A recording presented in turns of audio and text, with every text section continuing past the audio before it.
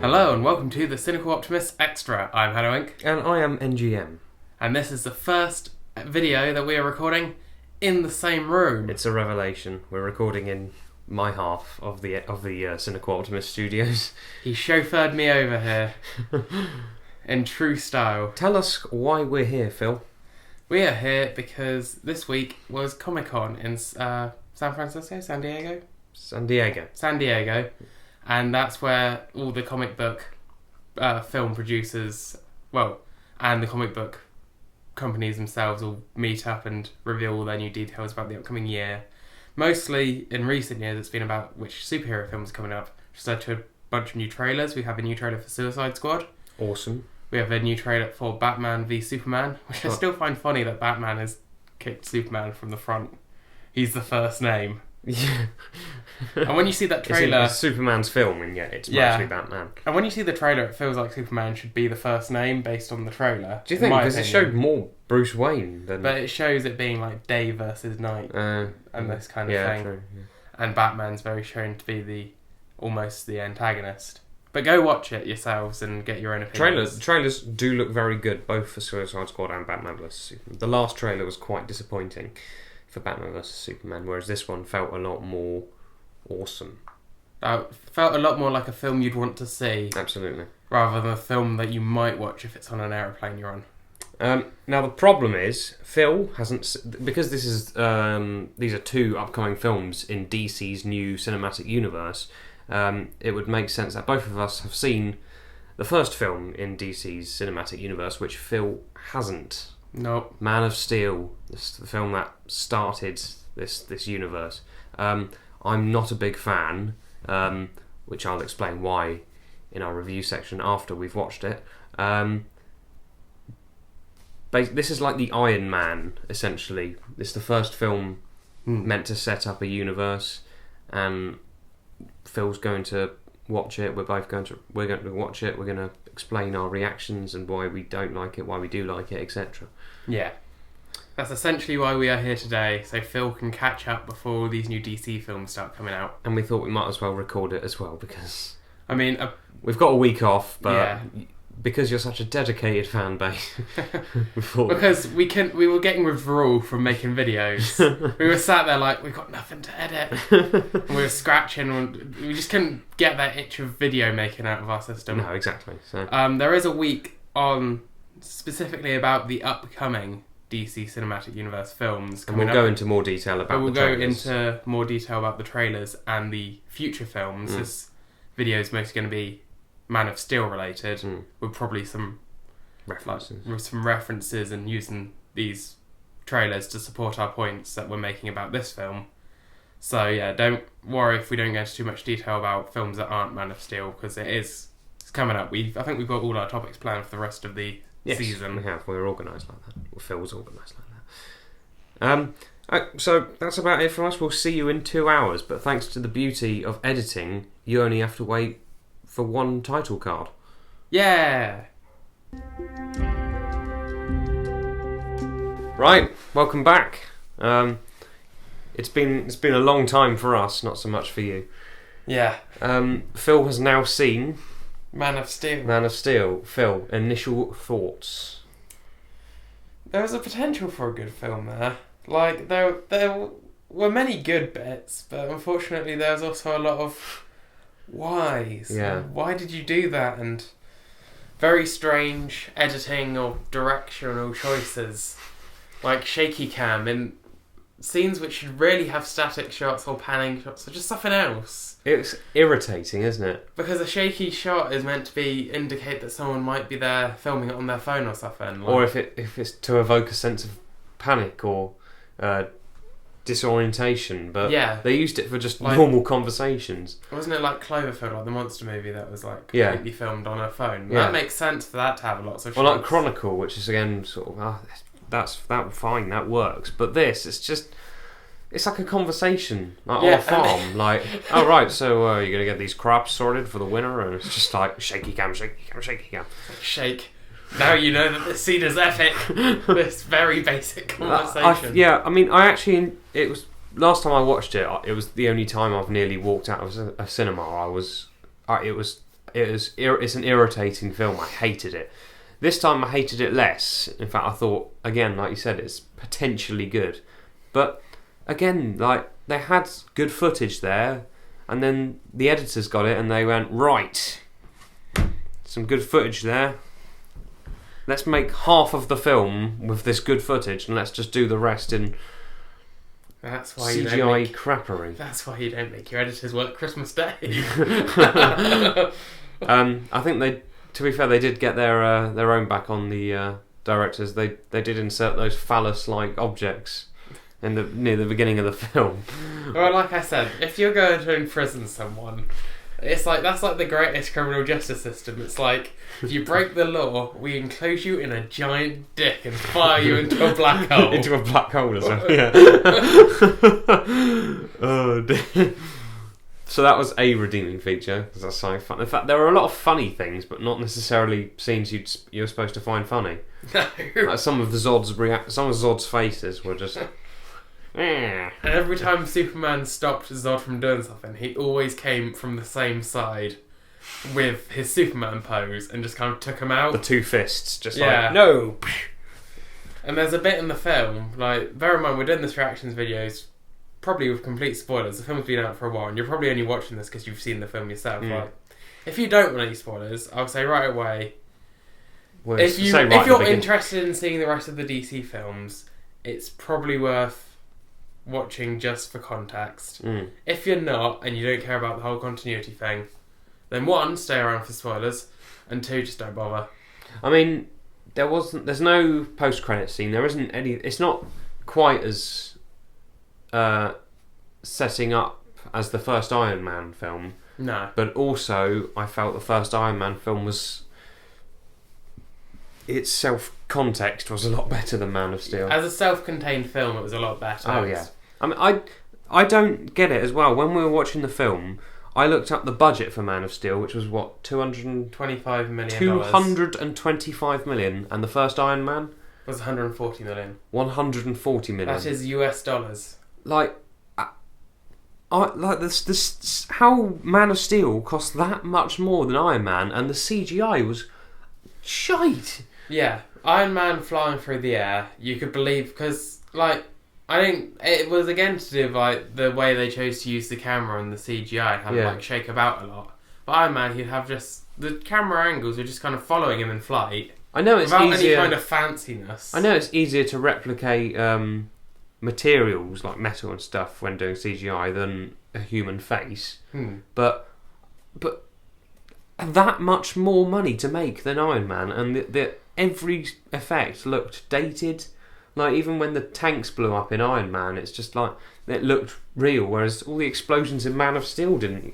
Even the explosions looked fake. I mean, and my biggest problem with it is that they had a lot of proper filmed footage and stuff that looked great, including some of the fights were hands-on action sort of fights, but my problem is about half the film was the climactic fight, wasn't it? Yeah, the thing is, the reason the Avengers worked, despite having all those fight scenes in it, is the fight scenes were spread out with scenes of dialogue and scenes of exposition. The exposition didn't come through the fights.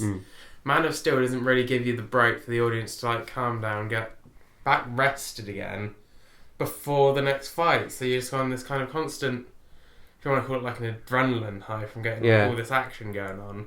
And the problem was it felt like the DVD got changed halfway through, because it started like half of the film, the first half of the film is just like this sort of gradual build up to how did he get to be Superman, why he's taking on all these responsibilities of being an alien, and they're showing his backstory, and he's floating in water, thinking about his life, and it's all deep in that stuff, and then suddenly the aliens arrive, and it's just 3/4 of an hour of just buildings blowing up and people throwing cars in each other's faces, and just it's about when Zod turns up on Earth that the plot just goes yeah.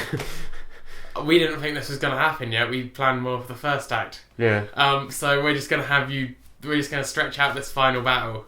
At some points in the battle, the enemy's just going to wander off. Oh yeah, 3 times I think Zod just buggered off to a spaceship.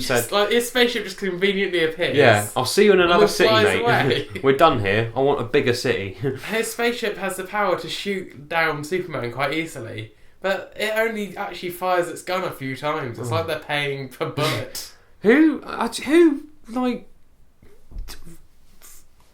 wrote that final fight? Because it just drags on for years. And like at one point, at one point it ends because Superman has a fight with the machine, terraforming machine.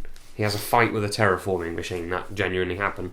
And then the army soldiers have a fight with Zod's spaceship, and then Zod comes back one more time to have a fight with Superman, and then they fly into space and fight each other a bit in space, and then they come back down from space into the exact same spot that they were fighting in before, like walking distance of Lois Lane, who just pops up at the end and says, "Oh, you're still here."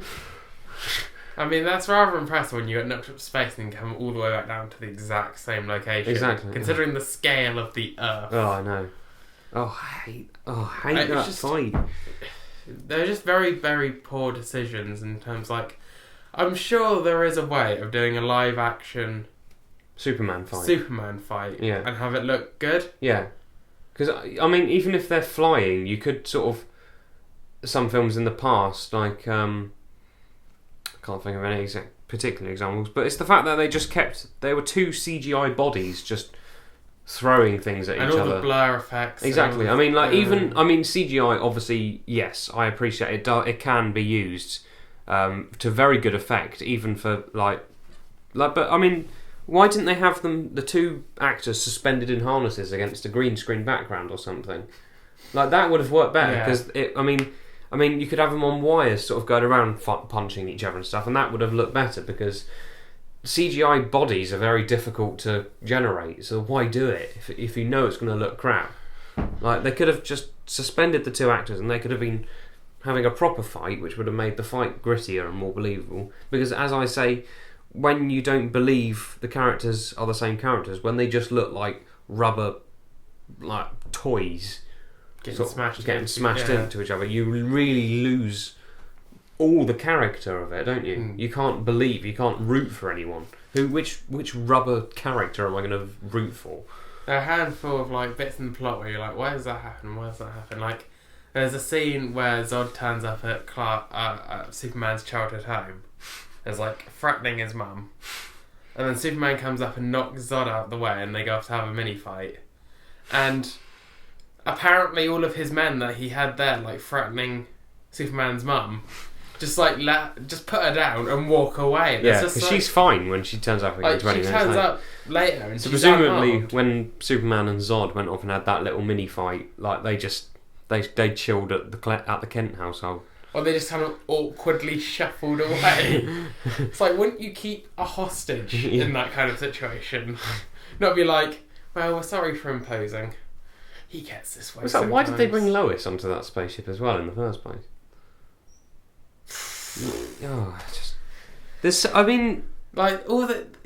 They give her a life support suit and then just kind of put her in exactly where she needs to be to connect the magic USB stick. Oh yeah, the magic USB stick. Superman's little hope symbol that just pops in any little slot and just makes Russell Crowe appear, and just essentially just explain the plot or drive the plot. I want one of those. It's just like Siri, isn't it? Plug Russell Crowe in, he'll do everything else. It's fine. Almost should have been Morgan Freeman, the amount of plot explanations it does. Jesus. But it's just irritating how it's a nearly good film. Yeah. I think that's probably the worst thing. A film that's terrible throughout, you're like, well, this probably was riddled with problems. Yeah, anyway. exactly. It probably had a bad director. But it's when things have potential, it upsets me. I mean, I've never actually. I'm a bit of a comic fan. I've read comics here and there. It's mostly Batman or Deadpool stuff like this. But I mean, Superman. I'm not. I know the history of, and I know most of his character arcs, this, that, and the other. Not through reading the comics, but just through sort of knowledge that's somehow come about. But so I'm not offended about how they characterised him. I'm just offended at how it's nearly a good film, and they decide to just. I mean, yeah, like Superman as well he doesn't have the same issues. He has the issue of like fitting in, which works sometimes. Which, to be honest, in the film they pervade well. Yeah, but it's not like Batman who starts out and then he runs into the Scarecrow's toxin for the first time. He's completely knocked out. Like most of like Superman's problems, he can just sort out just by thinking about them real hard and getting his head in check. And like he doesn't need. I don't know. I mean, my favourite bits were actually the sort of the flashbacks actually. But the problem was there wasn't enough of that, and there was too much of that fight at the end. Yeah. Or even like if they spaced that fight out even. But I still think they should have cut that fight down. Yeah, that. It could have done without such a long runtime. It could have been 1:40 or something. Oh, easily. They could have just compressed the final fight down. Because the thing is, you kept on waiting for the fight to end. Yeah. You shouldn't be willing on a film to end, should you? No. You should be shortchanged, if anything, when you watch a film. You should be left wanting more. It's a cliche, but it's true. I don't want to get to the point where it's like, oh, hurry up and fucking break his neck already. Spoiler, he does. We were explaining there's going to be spoilers in this. We've already done a bunch of spoilers in this. I mean, even the Batman vs Superman trailer shows Zod's body in a bag, so you know Zod dies. But yeah, that's my main problem with that film, is that it's so nearly a good film. It's just they ruined it with an overlong fight, some funny characteristics in the plot, and generally it leaves you feeling a bit, oh, is that it? Yeah. Not in like, is that it, as in you want more. It's more, is that it, as in it could have been more. It could have been more. Yeah, and like, yeah, it had potential, but ultimately it kind of fell a bit flat. It fell very flat. If you had to give it a numerical score out of 10, what would you be? If you cut out, first of all, I'll do it without the fight scene, the big climactic battle. If I was to rate the film without the climactic battle, it would be. Or rate the first act, second act, third act. No, the third act was pretty much that climactic battle. Yeah. I'd give it a 7 out of 10 if without that climactic battle. And without the shaky cam. When they added, in fact, the editors who decided to keep that amount of battle time, in fact, it might not even be the editors, it might be a studio decision, but the shaky cam, the unnecessary addition of shaky cam and that final battle knocks, and this is harsh, but it's going to knock 3 off the score of the film, bring it down to a 4 out of 10. See, I'm thinking around. I did give it a 7 initially, didn't I? Yeah. I didn't want to go as bad as maths there. Wait, I gave it 8. That brings it down to 5. No, it doesn't. It's going to be a 4 out of 10, unfortunately. I think if we use decimals, then it's probably in the high end of the 4s, probably like a 4.8 or a 4.9, but it's not like a 5 or anything. To give this context, I'd probably say Jurassic World is around a 7. Yeah. Age of Ultron. I think we gave it a 7, didn't we, in a Cynical Optimists podcast? I know we've discussed the numerical rating for it before, but I'm not sure if we've done it on recording. No. And to compare against Marvel's first cinematic universe entry, Iron Man, I'd give that an 8. I'd give that an 8. Because that's a very strong film. So Man of Steel is very weak in comparison. That isn't how you start a cinematic universe. You've got to start it strong, if anything. You've got to set out to make a great individual film, and then exactly. Take it one step at a time. I mean, it did feel rushed as well, didn't it? It was like DC needed an entry point into universes. I can't tell if there's too much plot or too little plot. That's one of the things. Like, there could have been more exposition rather than like I said earlier, like about. You have to bring your audience up, then calm down a bit, then bring them up again for the next fight. Like, there needs to be the lull. But it's like, I'm struggling to think what would happen in that lull. Like, you have, like, the bits where it flips back to his childhood, but that doesn't really feel like it's calming stuff down, because there were action bits in his childhood. There's pretty much the only bits of his childhood they showed. Yeah. But when he was either being Superman or resisting being Superman. I mean, it's interesting because it's difficult it's difficult to know what to do with a character, because every character's got to have his little sort of an arc that he can sort of go through, he or she can go through. And Superman, they've done the whole outsider thing with him, which I think worked on the most part, but I mean, I felt his character development was a little bit weak. Like, suddenly he comes in, he's got the suit, which he finds, by the way, somehow, on a ship that's... on a very old ship. 20,000. Yeah, it's 20,000 years old, and it has a suit that fits him, just sort of there. Yeah. Like, not just fits him to the skin tight level. But it's alright, because Russell Crowe stitched it. Virtual Russell Crowe stitched it for him, I imagine. Yeah. Anyway, overlooking that part, it's just he suddenly got the suit, and then bam, he's Superman. He came in all cocky after that, and I don't know really where that came from. Like his a lot arc in a way is he wants to do good, but he can't risk revealing himself, so he has literally sat around waiting for something so he can reveal himself. Yeah, and it just which he then just falls into his hands. He's like, oh. Whereas other superheroes, it makes a point of really showing us what the stage is, isn't it? Like the first Iron Man, again, I'll refer to that, is that it shows him cocky at the beginning. He's this billionaire, he's got nothing to lose, etc. Suddenly he's confronted with desperation, and he sees the damage that he's causing, and then he strives to undo that damage by helping people, and that's a great transformation. Same with Batman. Like in Batman Begins, you see him. He loses his parents. He thinks he can go against the unjust system of Gotham, but he realises he can't because he's got too much to lose. So he goes away and he trains and this, that, and the other. It's just there was none of that in Man of Steel. I didn't see any. It's like with Tony Stark. He's almost in his own little before the first Iron Man, he's almost in his own little reality bubble. Yeah. Where he's like this great person and all this is going well and he's doing a good thing and things like that. And then he's slapped hard in the face of reality. Yeah. Like, whereas Bruce Wayne is kind of... he's very deeply troubled, let's say, by the loss of his parents. And he spends his whole time pretty much hating the world and trying to, like, fix it desperately. And then he goes off and he trains... and he slowly and surely gets better. He doesn't do well. Neither of them do well at first, but like Superman just kind of puts on the suit, shows up, and that was essentially this. It was weird because straight after becoming Superman, he goes and hands himself in, doesn't he? Yeah. To those people, and then suddenly he turns up just like really cocky. Yeah. And I'm like, whoa, where did that come from? Like from him turning up from him revealing himself as Superman.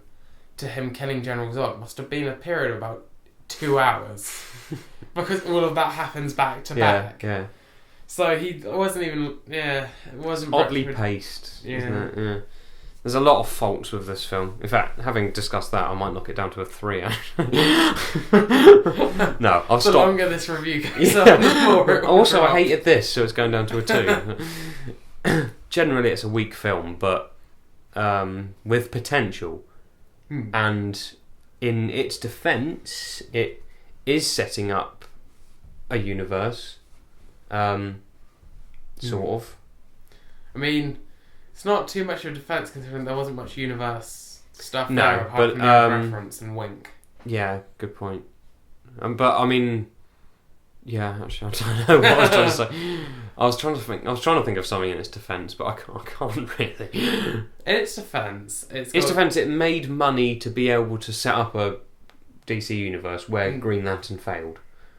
Yeah, it did better than Green Lantern. Yeah. I mean, that's setting the bar low.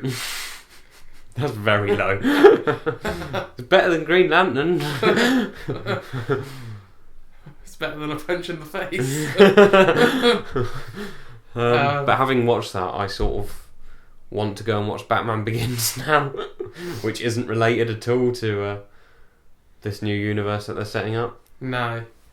Well, yeah, Batman Begins, because it's all very nicely self-contained. Like, the thing Batman Begins and Iron Man both have in common is that the villain is the mentor. Yeah, good point. Whereas this was like the villain in the... If you're going to tell the origin story, I appreciate that They genuinely said, Superman genuinely said at some point, like, or a vicar told him, "What's your gut feeling?" And Superman was like, "Yeah, he's a bad guy." Gut feeling. That was literally his hatred for Zod was gut feeling. Or lazy story writing. He's like... Both. Well, he's turned up on a screen looking all sinister. I hate him. His ship is a giant pterodactyl head orbiting the moon. I think he might be evil. Gut feeling. Oh dear, I could go on about this film all day, but I'm not going to. The thing is, then you get into like the scene by scene analysis, which I could do, to be honest. Like, there were a lot of nice shots. There was a lot of nice shots. Beautiful cinematography. A lot of nice scenes. And then they added shaky cam. Or those stupid zoom-in shots. Like, oh. It's all the collateral damage. I know. Like, you have other... One fight ends, and then you're like, oh, look at the city. There was less damage in the Avengers, and that had a giant portal to, like, a space army. And weird floaty worms, eel things, yeah. And, like, when you just... Superman's meant to be, like, this force for good, but he just... So much collateral damage, but it's alright, we saved the main cast. Most of them. Lois Lane just turns up looking like completely unspoiled, just still beautiful, just turns up after the city's been totaled, just like, yep, what's up, Soups? But it's alright because they kiss, and therefore it's a happy ending despite the fucking millions of lives. Yeah, that's the thing. And also in the epilogue, it shows them starting at the Daily Planet. As we agreed before we sat down. It would have taken years. That we like the epilogue. Yeah. Like, the message of the epilogue is good epilogue. Sending. Welcome to the planet. Welcome to the planet, and showing them around and showing this nice outfit with all the cast that are still alive, still there. But how is he at the Daily Planet? Yeah, and how is he in this nice built city? Like, it's decades worth of damage. It would take them so long to rebuild that city. Like, even if buildings fell on top of other skyscrapers. It's just like... Unless the Daily Planet is just a lone building, perfectly unscathed. They're looking down at the peasants below who are all just trapped under buildings. And like, homeless. Jesus. Oh, God. My throat is dry. I've been just shouting at this film as it was going. I was going to say something else, but I've forgotten. Oh, promising though. Like, the future of DC looks promising. Yeah. Suicide Squad looks amazing. I think we did mention it briefly earlier. And Batman vs Superman looks a lot better than it did. Yeah. But again, it all depends on the edit again, I guess. Yeah, Batman vs Superman looks like it has a bit of a stronger narrative to it as well. Yeah. Like, my only worry about Suicide Squad is if it tries to have too many narrative balls in the air with all the different characters. Balls in the air. And, like, if they try and do the Harley Quinn... Like, if they have all these plots in motion, it just ends up being a mess. That's my only worry for it, but it does look good. It does look good. Jared Leto looks pretty good as the Joker as well. He looks almost like a cartoon. Yeah. But that... And I like that little brief shot of Batman on top of the Joker's car. Yeah. Isn't cool. That in the Batman v Superman trailer? Isn't that bit with the spray paint on the Batman suit? No, it was on. I think this is a spoiler for The Dark Knight Returns. It's sort of loosely based on The Dark Knight Returns, so a bit of a spoiler is that apparently Dick Grayson, the Robin at the time, is killed by the Joker prior to The Dark Knight Returns. And in The Dark Knight Returns, I've only watched part 1 actually, but it shows his costume sort of there. It doesn't mention the Joker in the animation, but it just shows his costume, and it sort of makes reference to the fact that he was killed. So in this one and Suicide Squad, I think there's going to be even more tension between Batman and the Joker, because the Joker would have apparently killed Robin. Yeah. And spray painted in. It has quite a cool little shot actually, where it's got the yellow paint on his outfit. Ha ha ha! The joke's on you, or whatever. Yeah. I like that. That's going to pan out well, hopefully. I like as well, they're not just starting completely from scratch. They're assuming prior knowledge a bit, aren't they? Yeah, but the thing is, we don't need the origin story. No, exactly. Although in the Batman vs Superman trailer, you do see Thomas and Martha Wayne die again for like the 8th time in the last 5 years. Just lots and lots of dead parents. Thomas and Martha Wayne. If you ever get a casting call and the 2 characters are Thomas and Martha, just don't take the role. It's a very bit part. It's a very fucking brief role. Unless it's from like the DC universes where for some reason Thomas Wayne is Batman or something like that. Yeah. All those That's in one of those weird alternate timeline ones, isn't it? Yeah. Yeah. DC, eh? Well, at least a Spider-Man movie. Apparently, is full going the origin story. Really? Oh right, yeah, the reboot. But then we've had 2 of those in the last decade. That's the thing. Like, we should have a bit of prior knowledge. Like, everyone knows who Superman is. The thing is, some film series Batman. like non-comic book film series, wait until the second film to do the backstory. Oh, what? Like the second film, they do the more world building because it's something from the past coming back in the sequel kind of thing. Right, yeah. Like a comic book film is yet to do that. They've always started with the origin story. Hang on, X-Men 2. X-Men. Oh yeah, I suppose. Well, that one. Yeah, because that was the origins of Wolverine, wasn't it? Yeah, I like the X-Men films. Yeah. Well. Yeah. Did you? Oh, sorry. Well, I know we're going to be discussing DC a little bit more in the future, but you know the Suicide Squad trailer was from Comic-Con. Did you see the little note from the production company underneath the YouTube video? No. They were really trying to guilt trip us. Like, the disclaimer usually is like, oh yeah, from the makers of this comes this, whereas the description under the video for the Suicide Squad trailer was, our security teams and internet people have been working tirelessly to try and stop the security leak of this video that was recorded in poor quality at Comic-Con. Unfortunately, we have had to upload it, even though we were meant to just show it to the Comic-Con goers, as we don't want the quality of the film ruined by the poor edit of the trailer or whatever. That was recorded on a phone. Oh, that's the cut. That's the cut I saw. Huh? I need to go and watch the proper. Oh cut. right, you haven't seen the proper one? Yeah. No, it sounded really cross. Like passive aggressive, like, well, we did have this nice big thing. This was supposed to be just for the Comic-Con goers, but no, someone had to ruin it. We made this nice trailer, but it looks like it's going to waste now. Don't worry, I'll make another one.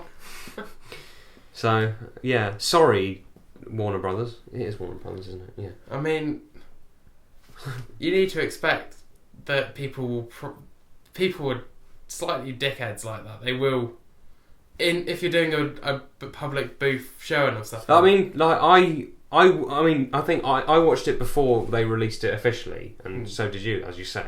I mean, I'd watch something that was leaked because we're fans and we've got genuine interest, but I would never personally pirate it. Yeah, and I'd personally not judge the film based on no, exactly, yeah, stuff filmed on myself. No, I'd never record it myself because I think, like, well, you should just enjoy the experience for yourself. I know you're going to get loads of YouTube views, but like, I mean, I think trying to stop people from doing that with their phones is crazy. Oh yeah, but you need to good luck. You need to give people a bit of credit. Like that. You're in a room where everyone has smartphones with video capability, and you're expecting it not to leak. And then don't get all arsey when it does. Yeah. But yeah, sorry Warner Brothers for that. I did watch it. But if you could get around, if Warner Brothers, if you are watching this, if you could get around to fixing the fucking Arkham Knight PC version, we'd be much appreciated. If you are listening to this, Warner Brothers, what else have Warner Brothers done? Oh, fucking stop that Harry Potter spin-off film. Jesus. You money-grabbing pricks. Aren't you happy with just... Oh, we're casting Eddie Redmayne. Everyone loves Eddie Redmayne. That means you can come see our film. No. You're money-grabbing. You don't need a Harry Potter spin-off. Well, you already gave us 8 fucking films. Jesus. I think we're getting off topic. A Man of Steel sucked. And with that, we'll see you next week for our Doctor Who themed episode of Cynical Optimists. Our usual show returns next week, other than this Man of Steel based rant. And we shall both see you then. I've been Henrik. And I've been NGM and annoyed. See you next week. Bye.